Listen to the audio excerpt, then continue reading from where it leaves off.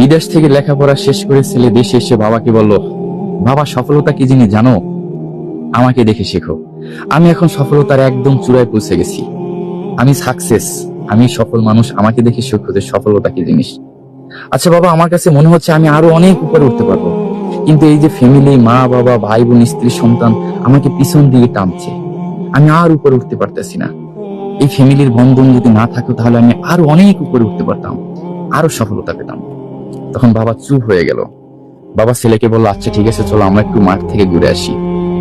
বাবার কথায় ছেলে রাজি হয়ে গেল। মাঠে যাই দেখতেছে যে ছোট ছোট বাচ্চারা গুড়ি উড়াচ্ছে।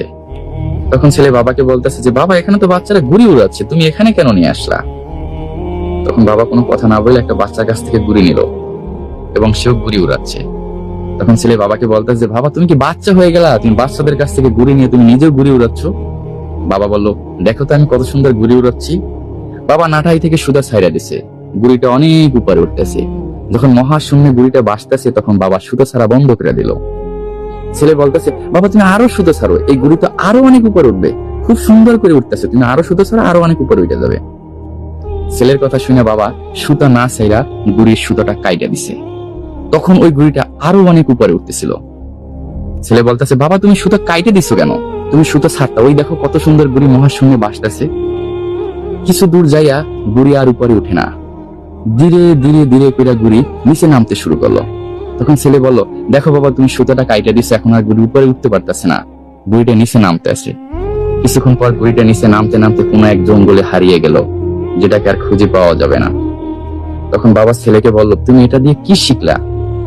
ছেলে বলতেছে যে, বাবা শেখার কি আছে, এই যে ঘুড়িটা মহাশূন্যে উঠতেছে এটা তো সুতার উপরে ভারসাম্য রেখে উঠতেছে।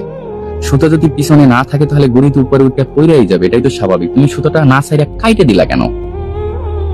বাবা তখন ছেলেকে বলতেছে, শোনো বাবা, তুমি যে সফলতার চূড়ায় আসো গুণিটা ঠিক সেখানেই ছিল। তুমি যেখানে সুতো ছাড়তে বলছো আমি সেখান থেকে সুতোটা কাইটে দিছি। তুমি যেমন বলতেছো না যে মা বাবা, ভাই বোন, আত্মীয় সন্তান আমাকে এই সফলতার চূড়ায় উঠতে দিতেছে না, আমাকে পিছন থেকে টানতে আছে, তুমি এই সম্পর্ক না থাকলে নাকি আরো অনেক উপরে উঠতে পারতা। ঠিক এই গুড়ির মতোই আমি সুতোটা কাইটে দিছি।